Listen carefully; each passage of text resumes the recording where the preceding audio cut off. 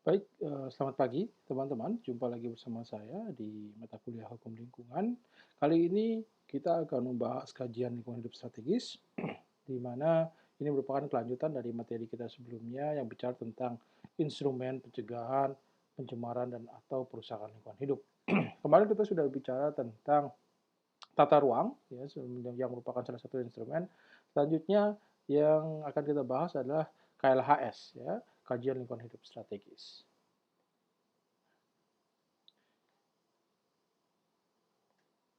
Kajian lingkungan hidup strategis atau yang biasa dengan KHS ini eh, merupakan serangkaian analisis sistematis dan menyeluruh dan partisipatif untuk memastikan bahwa prinsip pembangunan berkelanjutan telah menjadi dasar dan terintegrasi dalam pembangunan dan atau pembangunan suatu wilayah dan atau kebijakan rencana dan atau program. Hal ini sebagaimana yang didefinisikan oleh pasal 1 angka 10 Undang-Undang 32 tahun 2009 tentang pelindungan dan pengelolaan lingkungan hidup. Nah, kemudian eh, KLHS ini merupakan kewajiban dari pemerintah pusat dan juga pemerintah daerah, tergantung dari kewenangan yang dimiliki oleh masing-masing pemerintahan tersebut. Nah, apa fungsi dari KLHS? KLHS merupakan rujukan dalam penyusunan tata ruang, artinya sebelum suatu daerah itu membuat peraturan tata ruangnya, terutama rencana detail tata ruang, pemerintah daerah tersebut harus melakukan studi yang bernama KLHS ini, ya, kajian lingkungan hidup strategis. Sehingga dalam penyusunan tata ruang itu berangkat dari kondisi nyata dari rona lingkungan yang akan diatur ruangnya tersebut. Nah, berikut juga KLHS merupakan rujukan bagi rencana pembangunan jangka panjang dan jangka menengah. Tentu saja hal ini penting. Rencana pembangunan sebuah wilayah harus berangkat dari karakteristik wilayah tersebut, rona lingkungannya, dan kemudian daya dukung, daya tampungnya. Tanpa mempertimbangkan ini, rencana pembangunan baik jangka panjang maupun jangka menengah dapat terancam gagal karena tidak sesuai dengan konteks lingkungan, daya dukung, dan daya tampung dari daerah tersebut. KLHS juga merupakan rujukan pembangunan yang dapat menyebabkan kerusakan atau resiko lingkungan. Jadi, apabila dalam suatu wilayah ada sebuah kegiatan usaha atau uh, pabrik katakanlah yang memiliki potensi untuk menyebabkan kerusakan lingkungan yang sangat besar dan menyebabkan resiko lingkungan yang sangat besar, dilakukanlah kemudian KLHS untuk menilai proyek tersebut dapat dilaksanakan atau tidak. Ini yang terjadi misalkan ketika kita berbicara tentang pabrik semen di kawasan pegunungan Tumpang Pitu, di mana pemerintah pusat kemudian membentuk tim KLHS dan tim KLHS sudah melakukan kajiannya bahkan hingga 2 kali dan merekomendasikan bahwa kawasan Kars yang ada di Pegunungan Tumpang Pitu itu harus dijadikan kawasan lindung. Nah, bagaimana proses dari penyusunan KLHS ini? KLHS ini merupakan pengkajian atas kebijakan, rencana program pembangunan dalam kaitannya dengan kondisi lingkungan di daerah tertentu. Jadi yang akan dinilai itu bukan proyek ANSI, proyek secara spesifik, tapi akan dinilai adalah kebijakan atau rencana kebijakan atau program-program pembangunan pemerintah daerah tersebut. Apa yang akan digunakan sebagai ukuran ukuran-ukuran yang digunakan adalah prinsip pembangunan berkelanjutan. Sejauh mana kebijakan, rencana, dan program pembangunan tersebut sejalan dengan ide atau konsep dari pembangunan berkelanjutan. Dan kemudian dari pengkajian terhadap kebijakan, rencana, dan program pembangunan tersebut, disusunlah alternatif-alternatif perbaikan atas kebijakan. Jika dibutuhkan ada perbaikan, maka disusunlah ke perbaikan atas kebijakan, rencana, dan program pembangunan tersebut. Sekaligus juga dari alternatif tersebut disusun rekomendasi-rekomendasi untuk perbaikan dalam pembuatan kebijakan, rencana, dan atau program integrasi dengan pembangunan berkelanjutan. Dalam hal ini kita mungkin flashback sedikit tentang apa yang dimaksud dengan pembangunan berkelanjutan sebagaimana kita sudah diskusikan di pertemuan kita sebelum-sebelumnya. Nah, apa saja variabel yang dikaji dalam konteks KLHS ini? Pertama adalah daya dukung dan daya tampung lingkungan, daya dukung dan daya tampung lingkungan untuk pembangunan. Maksudnya adalah sejauh mana alam di daerah tersebut dapat menampung dan juga dapat mendukung kehidupan yang ada di atasnya. Dan kemudian juga ada tentang variabel perkiraan dampak dan risiko lingkungan yang bisa saja muncul. Misalkan sebuah daerah memiliki sumber air yang kecil, namun tingkat jumlah penduduk yang terus berlipat, tentu saja akan menimbulkan risiko di kemudian hari bahwa suatu saat masyarakat bisa saja kekurangan air. Oleh karena itu, disinilah yang kemudian menjadi penting untuk menilai jasa lingkungan yang ada di daerah tersebut. Dari mana airnya, sumber kemudian bagaimana daur hidrologis, bagaimana kemudian juga udara bersihnya, apakah cukup ada tutupan hutan di daerah tersebut sehingga udara bersih ini bisa tetap tersedia dan juga daur hidrologis bisa berjalan secara optimal. Nah, ini yang kemudian dikaji dalam variabel jasa lingkungan. Nah, kemudian apakah sumber daya alam yang ada di daerah tersebut digunakan secara efisien atau tidak? Dan kemudian tingkat kerentanan dan kapasitas untuk melakukan adaptasi perubahan iklim. Nah, ini yang menarik dari aspek KLHS adalah dia sudah memasukkan dimensi perubahan iklim dalam melakukan pengkajian terhadap pembangunan dan rencana program dari pembangunan pemerintah. Karena apa? Karena kita tahu bersama bahwa perubahan iklim dampaknya menjadi ancaman besar bagi kita yang ada di Indonesia. Belum lagi kita merupakan negara kepulauan dan kemudian masyarakat kita banyak yang menggantungkan mata pencariannya tergantung dari musim, misalkan ada nelayan, ada petani, yang tentu saja perubahan musim, kemudian perubahan iklim ini akan berdampak pada mata pencarian mereka. Nah, disinilah kemudian akan dikaji tingkat kerentanan dan bagaimana kapasitas pemerintah daerah dan pemerintah pusat untuk beradaptasi dengan perubahan-perubahan yang terjadi. Dan kemudian tingkat resiliensi dan potensi keragaman hayati. Resiliensi ini maksudnya adalah daya lenting dari masyarakat tersebut, dari lingkungan yang ada di daerah tersebut, sejauh mana misalkan ketika tantangan lingkungan terjadi, lingkungan ini dapat pulih dengan cepat. Dan kemudian bagaimana potensi keanekaragaman hayatinya. Karena ini penting. Semakin kaya sebuah daerah dengan keragaman hayati, artinya resiliensinya juga akan semakin meningkat dan ini juga akan memberikan jasa lingkungan yang juga baik dalam mencegah misalkan jadinya penyakit, zoonosis, dan lain sebagainya. Nah, apa konsekuensi dari KLHS? Rencana program atau kebijakan pembangunan harus disesuaikan dengan rekomendasi dari kajian lingkungan hidup strategis ini. Nah, kegiatan atau usaha yang melebihi daya tampung dan daya dukung lingkungan tidak diperbolehkan lagi. Maksudnya ketika dari penghitungan yang dilakukan, dari pengkajian yang dilakukan oleh KLHS, ditemukan bahwa sudah terjadi pelampauan terhadap daya dukung dan daya tampung lingkungan untuk membangun sebuah kegiatan usaha, katakanlah kegiatan usaha semen. Nah, di mana menurut daya dukung dan daya tampung hanya 5 usaha semen yang diizinkan, namun di situ sudah ada 7 usaha semen. Oleh karena itu, 2 sisanya kemudian tidak diperbolehkan lagi dan bahkan tidak boleh ada izin baru lagi untuk pembangunan pabrik semen di kawasan tersebut karena sudah melampaui daya dukung dan daya tampung. Setelah KLHS, kita akan bicara audit lingkungan. Ya, audit lingkungan ini adalah sebuah evaluasi yang dilakukan untuk menilai ketaatan penanggung jawab usaha dan atau kegiatan terhadap persyaratan hukum dan kebijakan yang ditetapkan oleh pemerintah. Ini sebagaimana didefinisikan oleh pasal 1 angka 28 UU PPLH. Nah, pemerintah mendorong pelaku usaha untuk melakukan audit lingkungan dan untuk meningkatkan performa lingkungannya atau secara sukarela. Disinilah kemudian posisi audit lingkungan merupakan instrumen berdimensi dua. Ya, pertama dia bisa berdimensi wajib, misalkan audit lingkungan menjadi wajib untuk kegiatan usaha tertentu yang memiliki resiko lingkungan.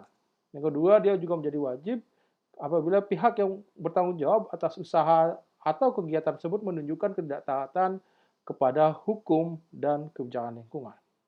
Misalkan ada sebuah kegiatan usaha masyarakat kemudian atau pemerintah kemudian menemukan atau mengindikasikan bahwa kegiatan usaha tersebut tidak taat terhadap kebijakan atau izin lingkungan atau aturan-aturan yang berkaitan dengan hidupan yang lain, dan juga kegiatan tersebut berisiko tinggi, kemudian pemerintah pusat melalui Kementerian Lingkungan Hidup bisa melakukan audit terhadap perusahaan tersebut. Nah, ini yang dimaksud dengan kewajiban untuk melakukan audit yang dilaksanakan oleh Kementerian Lingkungan Hidup dan Kehutanan.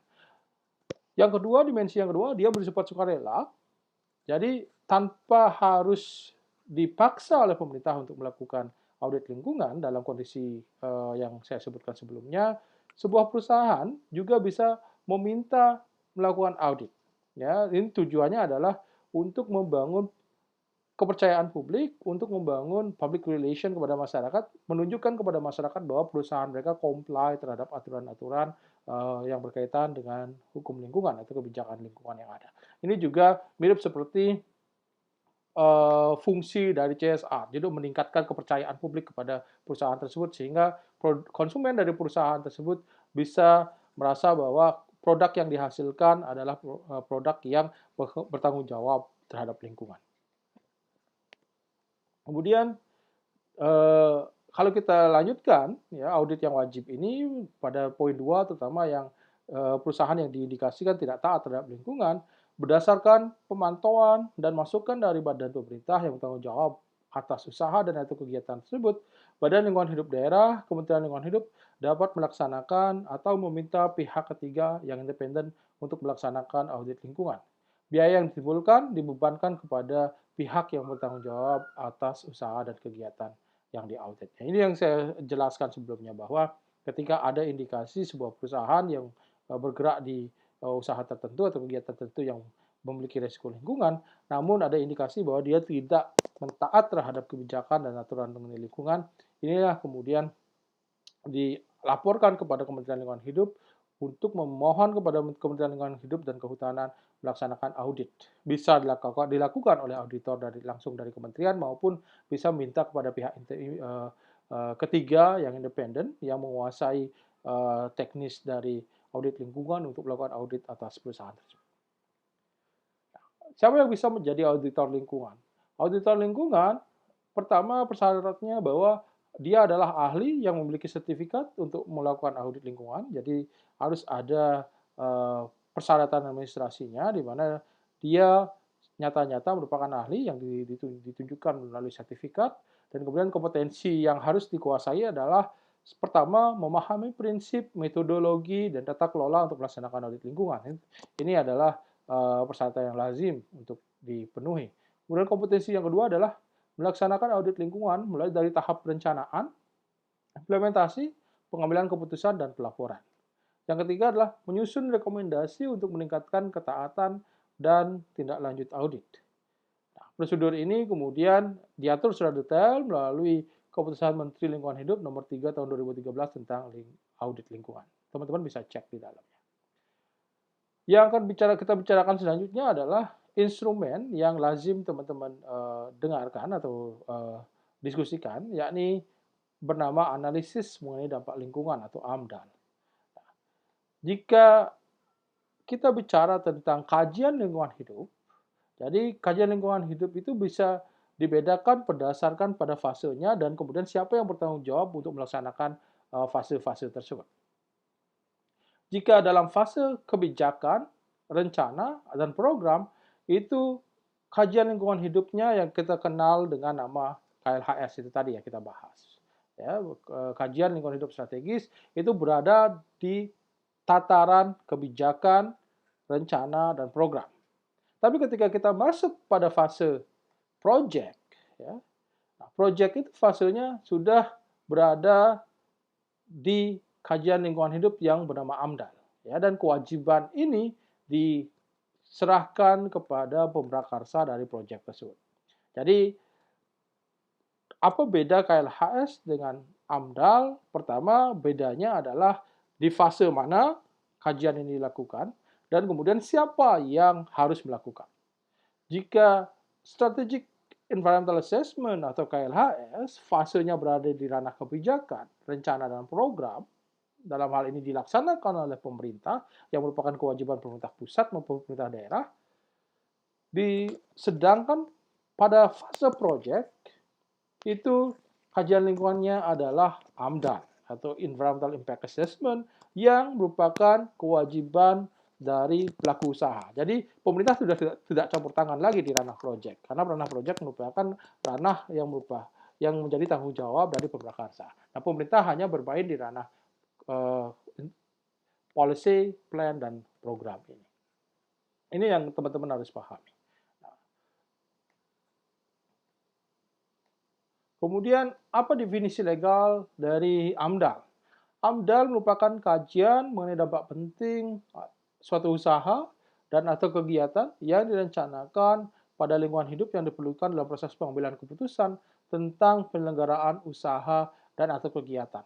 Kalau kita coba unpack definisi ini, artinya bahwa AMDAL di sini diposisikan sebagai instrumen saintifik, instrumen ilmiah yang dijadikan basis oleh pemerintah untuk mengambil sebuah keputusan tentang layak atau tidaknya sebuah kegiatan ini disetujui atau diberikan izin oleh pemerintah. Nah, ini kemudian sejalan dengan prinsip preventive action, karena AMDAL merupakan pengejawantahan dari prinsip preventive action bahwa harus ada tindakan-tindakan pencegahan terhadap kerusakan dan pencemaran lingkungan hidup. Dalam hal ini, instrumen yang digunakan salah satunya adalah AMDAL. Selain AMDAL, kita juga mengenal istilah upaya pengelolaan lingkungan dan upaya pemantauan lingkungan atau UKL-UPL. UKL-UPL ini merupakan pengelolaan dan pemantauan terhadap usaha dan atau kegiatan yang tidak berdampak penting terhadap lingkungan hidup yang diperlukan bagi proses pengambilan keputusan tentang penyelenggaraan usaha dan atau kegiatan. Apa yang membedakan AMDAL dengan UKL-UPL? Yang membedakan adalah ada tidaknya kegiatan yang berdampak penting atau besar terhadap lingkungan. Jadi, apabila sebuah kegiatan ketika dilakukan scoping bahwa dia berpotensi menimbulkan dampak besar, maka kegiatan tersebut atau rencana tersebut harus melakukan kajian yang bernama AMDAL. Namun apabila kemudian sebuah rencana yang ingin dilakukan dia dianggap tidak memiliki dampak yang penting, kemudian dia tetap harus membuat dokumen lingkungan. Dokumen ini yang kemudian bernama UKL-UPL. Nah, AMDAL di Indonesia sebenarnya sudah dimulai dari sejarahan, sudah dimulai dari sejak 1986 melalui peraturan pemerintah 29 tahun 86 dan memang kemudian tidak berjalan optimal karena memang di sini dia sifatnya sebagai prosedur administratif saja. Kita akan melihat apa bedanya di slide-slide selanjutnya. Dan kemudian rezim AMDAL 1986 disederhanakan melalui PP 5193 ya, waktunya dipersingkat dan bahkan dokumennya juga dikurangi. Ya, ini juga sejalan dengan pada saat itu upaya pemerintah Orde Baru untuk menarik investasi masuk ke Indonesia melalui penyederhanaan peraturan dan juga sekaligus juga penyederhanaan dalam memperoleh dokumen lingkungan. Dan kemudian PP rezim AMDAL tahun 93 diperbaiki oleh PP 27 tahun 99 yang berkaitan dengan AMDAL, dan yang terbaru adalah PP 27 tahun 2012 tentang izin lingkungan yang merupakan turunan dari Undang-Undang 32 tahun 2009 sebagai ketentuan terbaru pengelolaan dan perlindungan lingkungan hidup yang kita miliki di Indonesia.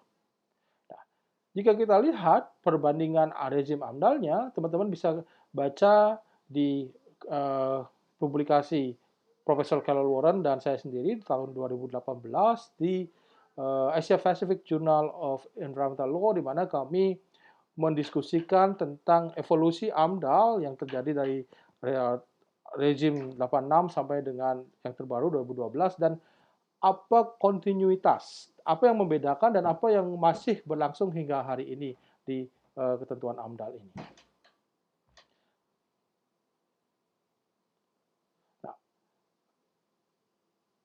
Silakan nanti teman-teman baca publikasi tersebut. Nah, apa yang membedakan AMDAL dengan UKL-UPL? Dalam bagian ini kita lihat bahwa pertama yang harus kita letakkan, kita melihat dulu proyeknya dan kemudian mempertanyakan dari rencana proyek tersebut ada tidaknya dampak penting yang bisa ditimbulkan oleh proyek tersebut. Apa yang dimaksud dengan dampak penting? Apa kriteria dari dampak penting tersebut?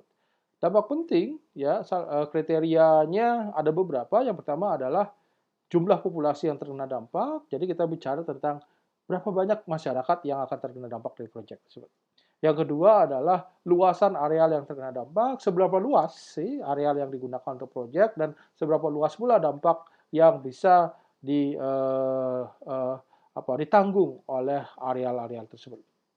Dan kemudian intensitas dan durasi dari dampak, dan kemudian komponen lingkungan yang berdampak, apakah rona lingkungan air saja atau udara dan tanah dan atau kumulasi dari semua itu, dan kemudian karakteristik kumulatif dari dampak, dan kemudian dampak yang dapat timbul kembali atau tidak, apakah dampaknya muncul sekali dan kemudian menghilang atau dia persisten, ya terus-menerus ada sebagai bagian dari proses produksinya. Misalkan ketika kita bicara pembangkit listrik tenaga uap, tentu saja dampak yang muncul itu dampak yang persisten karena setiap Anda membakar batu bara tentu saja akan menghasilkan hasil pembakaran baik berupa fly ash maupun bottom ash.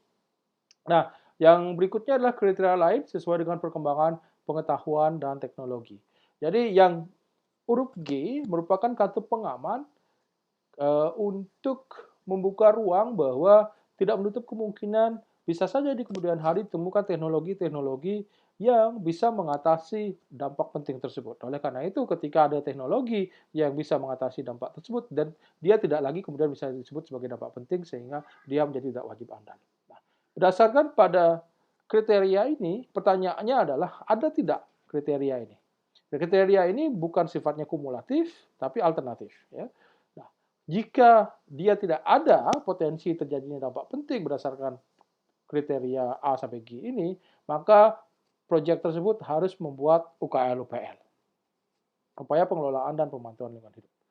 Jika ada kriteria ini akan terpenuhi sebagai bukti dari potensi dampak penting terjadi di kemudian hari, maka proyek tersebut harus melakukan AMDAL atau analisis mengenai dampak lingkungan. Apa isi dari AMDAL?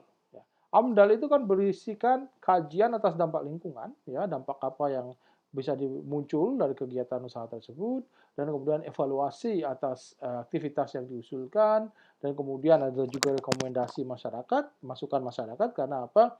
Karena AMDAL ini harus disusun oleh Pemrakarsa bersama dengan masyarakat. Yang masyarakat ini bisa masyarakat yang terkena dampak, yang terpengaruh, maupun organisasi lingkungan. Karena mereka ini adalah dianggap sebagai stakeholder dari pengelolaan dan pelindungan lingkungan. Dan kemudian perkiraan dampak substansial, evaluasi holistik atas dampak, dan yang terakhir adalah rencana pemantauan dan pengelolaan lingkungan hidup. Nah, maksudnya adalah apabila dalam sebuah rencana kegiatan itu akan dilihat ya, apakah dampaknya ini adalah dampak besar dan penting atau dampaknya kecil. Nah, dampak besar dan penting ini yang kemudian harus dibuatkan skenario oleh pemrakarsa proyek tentang bagaimana dampak besar dan penting ini harus dikelola. Ya, bisa dikelola melalui rekayasa kelembagaan, bisa dikelola melalui rekayasa sosial, maupun bisa dikelola melalui rekayasa teknologi. Dan pertanyaannya kemudian, mampu tidak Pemrakarsa ini untuk melakukan pengelolaan tersebut? Jika tidak mampu, kemudian bisa dikatakan bahwa proyek ini kemudian tidak layak untuk dilakukan oleh Pemrakarsa A, misalkan, karena dia tidak memiliki kemampuan untuk melakukan rekayasa atau mengelola dampak besar dan penting ini. Nah, apabila dia dianggap mampu melakukan rekayasa sosial, kelembagaan, maupun teknologi, maka kemudian dia harus menyusun bagaimana rencana yang dia lakukan. Ya, bagaimana rencana dia rencana pemantauannya, bagaimana rencana pengelolaannya. Ya. Dan ini yang kemudian harus dilaporkan setiap 6 bulan kepada pemerintah daerah yang mengeluarkan izin atau pemerintah pusat yang mengeluarkan izin lingkungan nantinya. Apa saja isi dokumen AMDAL? Dokumen AMDAL pertama akan berisikan kerangka acuan ya, yang merupakan hasil dari pelingkupan atau scoping dampak lingkungan. Ini adalah semacam proposal, ya, kalau kita analogikan dengan penelitian teman-teman mahasiswa, ini adalah semacam proposal apa yang akan teman-teman tulis di proposal tersebut. Nah, di kerangka acuan ini, peprakarsa diminta untuk menjelaskan apa yang akan dia buat di proyek tersebut. Dan kemudian sudah memunculkan dampak-dampak hipotesis. Kenapa disebut dampak hipotesis? Karena dia belum diuji secara nyata di lapangan. Dampak hipotesis ini adalah dampak yang kemudian masih menjadi hipotesis yang harus diuji nantinya melalui proses yang namanya analisis dampak lingkungan atau ANDAL. ANDAL ini adalah analisis detail dan mendalam mengenai dampak lingkungan. Kalau di kerangka acuan itu muncul adalah dampak hipotesis, di dampak hipotesis ini kemudian diuji di analisis dampak lingkungan sehingga kita tahu apa sih yang sebenarnya bisa menjadi dampak dari proyek tersebut. Dan kemudian dari analisis detail ini dan mendalam ini secara komprehensif dan memenuhi kaidah saintifik ini dilakukan, muncullah yang kemudian dokumen yang ketiga, yakni rencana pengelolaan lingkungan dan rencana pemantauan lingkungan atau RKL-RPL. Jadi dari dampaknya besar yang muncul dan kemudian dibuatkan rencana bagaimana dia dikelola dan bagaimana dia akan dipantau melalui RKL-RPL ini. Langkah-langkah pengelolaan dan pemantauan atas lingkungan hidup yang timbul atau potensi untuk timbul dari kegiatan usaha yang diusulkan. Ini tiga dokumen yang menjadi satu yang kemudian kita sebut sebagai dokumen AMDAL. Jenis-jenis AMDAL, pertama ada yang namanya AMDAL tunggal, di mana pemrakarsa proyek mengembangkan satu jenis tipe kegiatan dan atau usaha yang berada di bawah satu badan atau pemerintah sektoral. Jadi cukup pada proyek tersebut saja. Misalkan Anda ingin membuat sebuah proyek hotel, katakanlah, Anda hanya butuh satu AMDAL tunggal yang mengatur tentang yang membahas tentang dampak dari hotel yang Anda buat. Kemudian ada yang namanya AMDAL terintegrasi. Ya. Pemrakarsa berencana mengembangkan lebih dari satu jenis usaha dan atau kegiatan, di mana perencanaan dan pengelolaannya terhubung dalam satu landscape ekosistem dan pemantauannya dilakukan lebih dari satu instansi. Nah, ini AMDAL terintegrasi ini biasanya jenis kegiatannya, proyeknya ada beberapa dan kemudian pemantauannya juga dilakukan oleh pemerintah sektoral yang lebih dari satu, namun dia masih terhubung dalam satu lanskap ekosistem. Dan kemudian yang terakhir ada AMDAL kawasan. Pemrakarsa berencana mengembangkan lebih dari satu kegiatan dan atau usaha di mana perencanaan dan pengelolaannya saling terhubung dan proyek-proyek tersebut berada dalam satu zona pengembangan. Nah, AMDAL kawasan ini biasanya dibuat untuk kawasan ekonomi khusus, misalkan KEK misalkan, kawasan ekonomi khusus ini akan dibuatkan AMDAL kawasan sehingga proyek-proyek yang akan bangun tempat di situ, pabrik A, pabrik B, pabrik C, atau usaha di situ, kemudian tidak membutuhkan AMDAL lagi karena sudah dia bahas, sudah dibuatkan AMDAL kawasannya. Nah, variabel apa yang dikaji dalam proses AMDAL ini? Yang pertama tentu saja aspek kimia dan biofisik dari zona lingkungan awal, sehingga kita berangkat dari baseline, ya, baseline-nya seperti apa, zona lingkungan awalnya seperti apa, dan ketika ini disimulasikan untuk dibangun sebuah proyek, apa kira-kira dampaknya di kemudian hari, dari aspek kimia maupun biofisik. Dan kemudian aspek sosialnya tentu saja. Apakah proyek ini kemudian akan berdampak secara sosial, baik pekerjaan mereka dan kemudian apa relasi sosial mereka dan lain sebagainya, social capital mereka. Nah, kemudian dampak ekonomi tentu saja kita berhitung di situ apakah apa yang bisa diperoleh oleh pemerintah dengan adanya proyek tersebut, katakanlah ada pajak, ada pemasukan, ada juga bagi hasil dan lain sebagainya, termasuk juga aspek ekonomi masyarakat sekitar. Sejauh mana masyarakat sekitar ini kemudian akan dipengaruhi secara ekonomi oleh dampak tersebut. Apakah kesejahteraan ekonomi masyarakat bisa meningkat atau justru malah menurun dari proyek itu. Dan aspek budaya, sejauh mana budaya masyarakat ini akan dipengaruhi, misalkan oleh pembangunan dari proyek tersebut. Aspek penataan ruang tentu saja juga dihitung sejauh mana kemudian proyek tersebut tidak mengganggu fungsi dari kawasan yang akan digunakan untuk proyek tersebut, dan aspek kesehatan masyarakat, dan variabel-variabel ini atau aspek-aspek ini mulai dari kimia, biofisik, sosial, ekonomi budaya, penataan uang, dan kesehatan masyarakat akan dihitung pada setiap tahap proyek. Ya, tahap prakonstruksi, tahap konstruksi, dan tahap pasca konstruksi. Karena terus saja bisa saja aspek-aspek yang variabel-variabel yang dikaji ini muncul dalam derajat yang berbeda-beda dalam setiap tahapnya. Dan ini yang kemudian harus dihitung pula secara komprehensif dan dapat dipertanggungjawabkan secara ilmiah. Hal ini dilakukan untuk menilai kemampuan dari pemrakarsa proyek untuk bertanggung jawab dalam mengelola dampak yang substansial ya, dari usaha dan kegiatan melalui pendekatan teknologi, sosial, maupun institusional. Ini bagian mengenai proses AMDAL, teman-teman bisa lihat nanti di slide.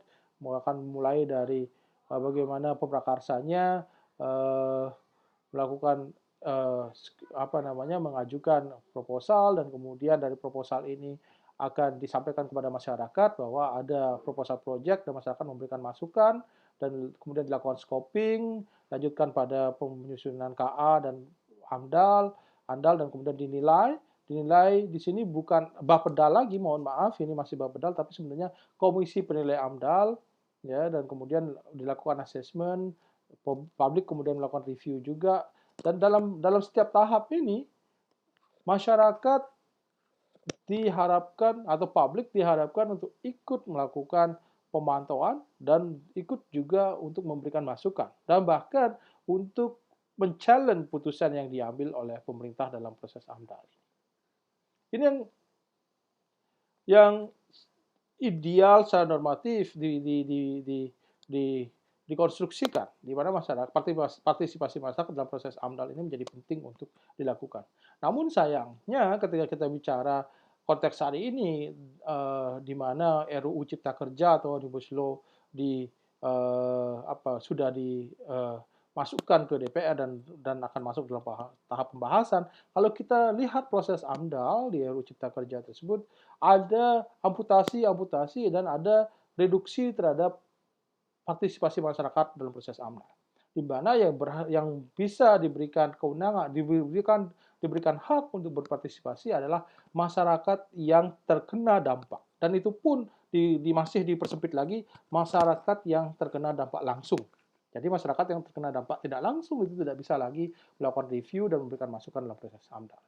Sedangkan dari LSM lingkungan dan juga masyarakat yang terpengaruh dari proses AMDAL sama sekali tidak diberikan hak untuk terlibat. Ini adalah salah satu pasal krusial yang mereduksi proses AMDAL, di mana keputusan itu harus diambil secara partisipatif, sebagaimana dengan Aarhus Convention 1998. Nah, terakhir saya akan bicara perizinan, ya, perizinan lingkungan.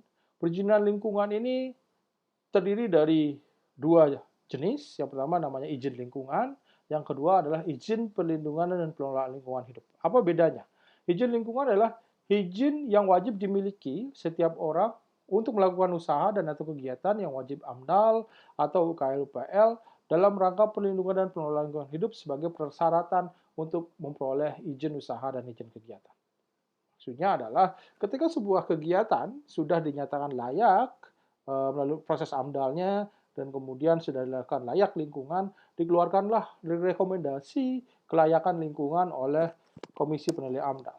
Nah, berdasarkan rekomendasi Komisi Penilai AMDAL ini, pemerintah daerah maupun wali kota, bupati, gubernur maupun menteri, ya tergantung dari level kewenangan atau jenis tipe dari proyek yang akan dikembangkan, itu mengeluarkan keputusan kelayakan, ya, kelayakan lingkungan bagi proyek tersebut.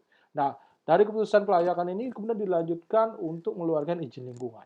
Ya, izin lingkungan adalah hasil lahir dari proses AMDAL, di mana kemudian izin lingkungan ini menjadi dasar dikeluarkannya izin usaha dan izin kegiatan. Namun ada permasalahan belakangan, kemudian dengan dibuatnya online single submission, izin lingkungan kemudian tidak lagi menjadi dasar bagi izin usaha dan izin kegiatan. Pelaku usaha bisa terlebih dahulu mendapatkan izin usaha dan izin kegiatan dan berbekal pada komitmen atau pernyataan bahwa mereka siap untuk mengurus dokumen lingkungan dan mengurus izin lingkungannya di kemudian hari. Artinya izin usahanya didapat terlebih dahulu dan kemudian izin lingkungannya akan menyusul. Ini salah satu distorsi yang benar terjadi untuk memuluskan investasi, dan dalam Omnibus Law atau RUU Cipta Kerja bahkan izin lingkungan ini dihapuskan dan diintegrasikan menjadi sebuah konsep baru yang bernama perizinan berusaha. Dan semua izin lingkungan diterbitkan sebagai persyaratan bagi usaha dan atau kegiatan. Izin lingkungan diterbitkan sebelum diterbitkan izin usaha, dan kemudian izin lingkungan diterbitkan pada tahap perencanaan, ya, belum boleh ada pembangunan, izin lingkungan harus ada terlebih dahulu. Dan kemudian izin lingkungan diterbitkan oleh Menteri, Gubernur, Bupati, Wali Kota sesuai dengan kewenangannya, ya, berdasarkan surat keputusan layak lingkungan dan kemudian rekomendasi UKLUPL.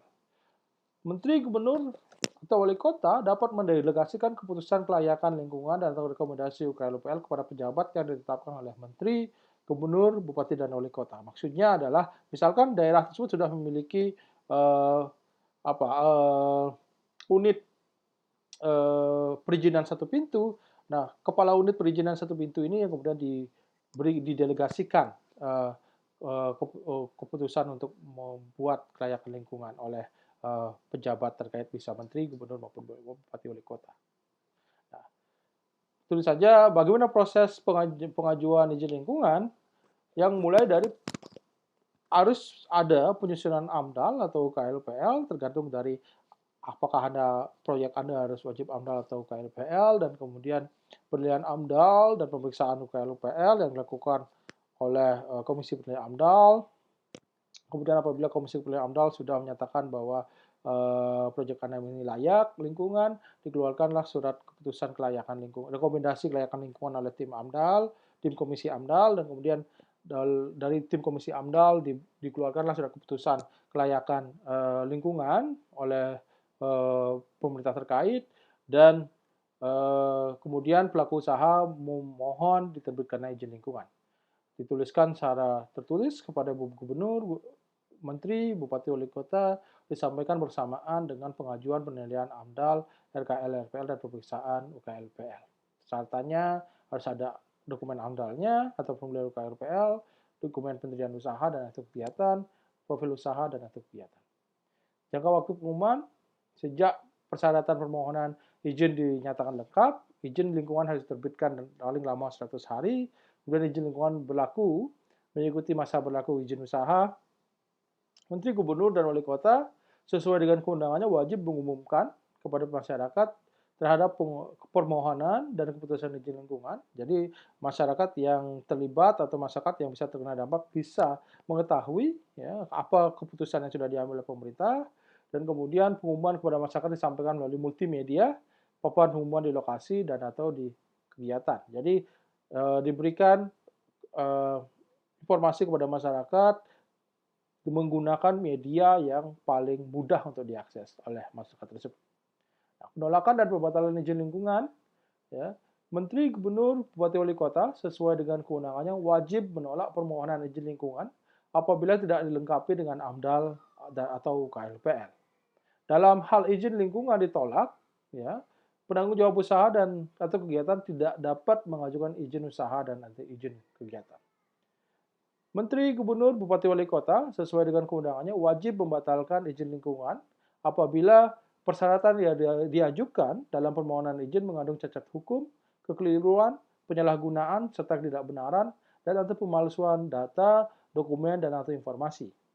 Penanggung jawab usaha dan atau kegiatan tidak melaksanakan persyaratan dan kewajiban dalam izin lingkungan sehingga terjadi pencemaran dan perusakan lingkungan.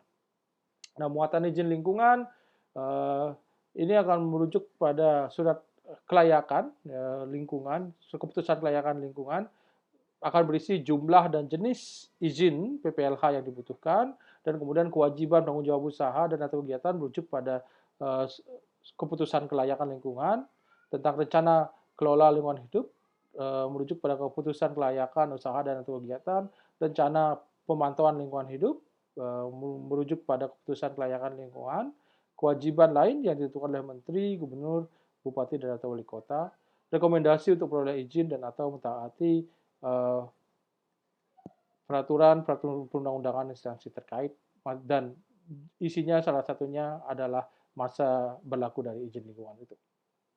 Nah, perubahan izin lingkungan. Izin lingkungan wajib diubah apabila terjadi perubahan kepemilikan usaha dan atau kegiatan, perubahan pengelolaan dan pemantauan lingkungan hidup, perubahan yang berpengaruh terhadap lingkungan hidup yang memenuhi kriteria satu, perubahan dalam penggunaan alat-alat produksi yang berpengaruh terhadap lingkungan hidup, penambahan kapasitas produksi, perubahan spesifikasi teknik yang mempengaruhi lingkungan, perubahan sarana usaha dan atau kegiatan, peluasan lahan dan bangunan usaha dan atau kegiatan, perubahan waktu atau durasi operasi dari usaha dan atau kegiatan, usaha dan atau kegiatan dalam kawasan yang belum tercakup di dalam izin lingkungan, terjadinya perubahan kebijakan pemerintah yang ditujukan dalam rangka peningkatan perlindungan dan pengelolaan lingkungan hidup, dan atau terjadi perubahan lingkungan hidup yang sangat mendasar akibat dari peristiwa alam atau akibat lain, sebelum dan pada waktu usaha dan atau kegiatan yang bersangkutan dilaksanakan. Nah, terdapat perubahan dampak atau risiko lingkungan hidup yang berdasarkan pada kajian analisis risiko lingkungan hidup dan atau audit lingkungan hidup yang diwajibkan dan atau tidak dilaksanakannya rencana usaha kegiatan dalam jangka waktu 3 tahun sejak diterbitkannya izin lingkungan. Nah, kewajiban pemegang izin lingkungan tentu saja ini ada beberapa, jadi teman-teman bisa baca sendiri. Selanjutnya kita akan masuk ke izin perlindungan dan pengelolaan lingkungan atau izin PPLH. Ini adalah izin yang terpisah dari izin lingkungan. Nah, diterbitkan sebagai persyaratan izin lingkungan dalam rangka perlindungan dan pengelolaan lingkungan hidup. Izin PPLH diterbitkan pada tahap operasional. Jika kita bicara izin lingkungan diterbitkan pada tahap perencanaan, izin PPLH diterbitkan pada tahap operasional. Izin PPLH antara lain ada izin pembuangan air limbah ke air atau ke sumber air, izin PPLH pemanfaatan air limbah atau untuk aplikasi ke tanah, penyimpanan sementara limbah B3, pengumpulan limbah B3, pemanfaatan, pengelolaan, penimbunan limbah B3, pembuangan air limbah ke laut, dumping ke media lingkungan, pembuangan air limbah dengan cara injeksi, emisi, pengintroduksian organisme hasil rekayasa genetika ke lingkungan. Jadi izin PPLH ini berbeda dengan izin lingkungan. Sekali lagi, pertama dia dikeluarkan dalam proses operasional. Izin PPLH ini juga terdiri dari berbagai macam kegiatan. Jadi dia bicara tentang kegiatannya. Kalau izin lingkungan dia bicara tentang project, keseluruhan projectnya. Jadi keluar projectnya ketika sudah mendapat izin lingkungan, kemudian itu menjadi bukti bahwa projectnya secara keseluruhan itu layak lingkungan.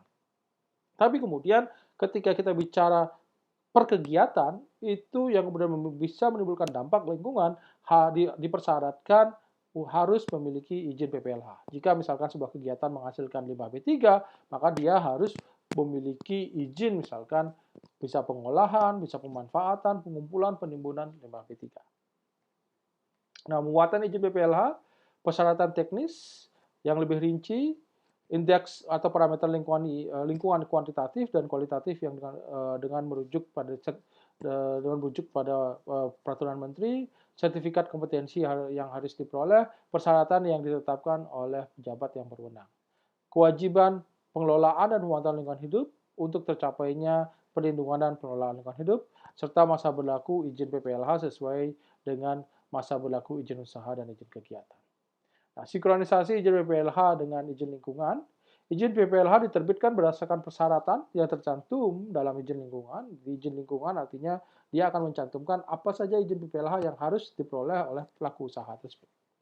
Pelanggaran terhadap izin lingkungan maupun izin PPLH dapat mengakibatkan pencabutan izin usaha dan atau izin kegiatan atas rekomendasi Menteri Lingkungan Hidup dan Kehutanan.